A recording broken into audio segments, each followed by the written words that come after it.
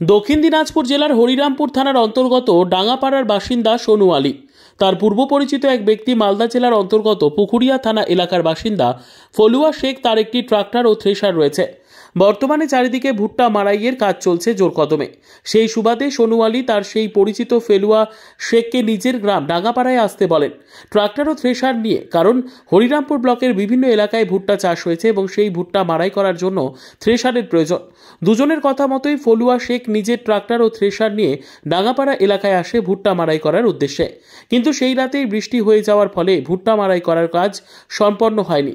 তাই ফলুয়া শেখ নিজের ট্রাক্টর ও থ্রেশার ডাঙ্গাপাড়ায় সোনু আলীর কাছে রেখে নিজের বাড়ি ফিরে যান।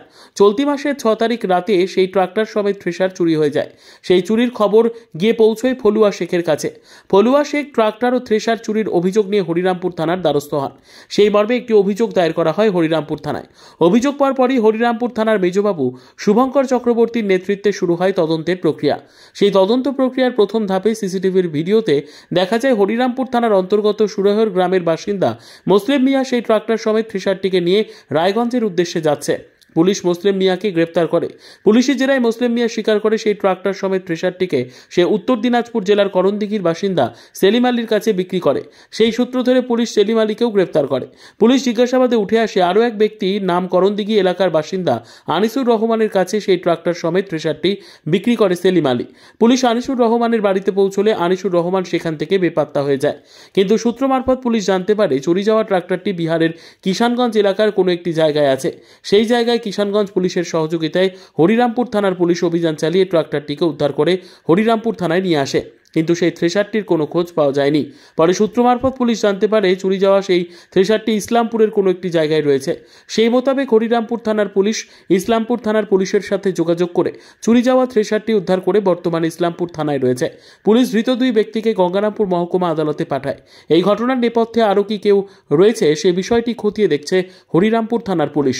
অন্যদিকে ট্রাক্টর ও থ্রেশার মালিক জানান হরিরামপুর থানার পুলিশ প্রশাসন যা করেছেন সেটি সত্যি অকল্পনীয়। নাম বেনিজা বিবি, আমি পুকুরিয়া থানা থেকে এসেছি। এবার আমি কি না হরিরামপুরে হুসেন বলে নাম, আমরা ট্রাক্টরটা এখানে ভাড়া দিয়েছিলাম। ভাড়া দিবার পর এবার আমরা ট্রাক্টরটা নিতে আসি, তার মধ্যে চুরি হয়ে গেছে। চুরি হবার পরে হরিরামপুর থানাতে আমরা পুলিশকে কমপ্লেন জানাই। ট্রাক্টর উদ্ধার হয়েছে? ট্রাক্টর উদ্ধার হয়েছে, আর থ্রেশার উদ্ধার হয়নি।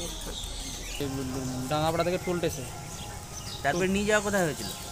ওখানে দিয়েছিলাম স্যার, ওখান থেকে নিয়ে চলে গেছিলো স্যার। কোন টোলটা? এই এই রায়গঞ্জ টুলটেছে। কে বলেছিল চুরি করার কথা? এই কি বলে সেলিম থেকে সেলিমের বন্ধু বলেছিল। কত টাকা ডিল হয়েছিল? টাকা পয়সা হয়নি স্যার। কত টাকা বিক্রি করতাম? টাকা পয়সা কোনো কথা হয়নি স্যার, রাখার কথা বলেছিল স্যার। তোমার নাম? মুসলিম মিয়া। বাড়ি কোথায়? সুরে। ব্যুরো রিপোর্ট, উত্তর বাংলা সংবাদ।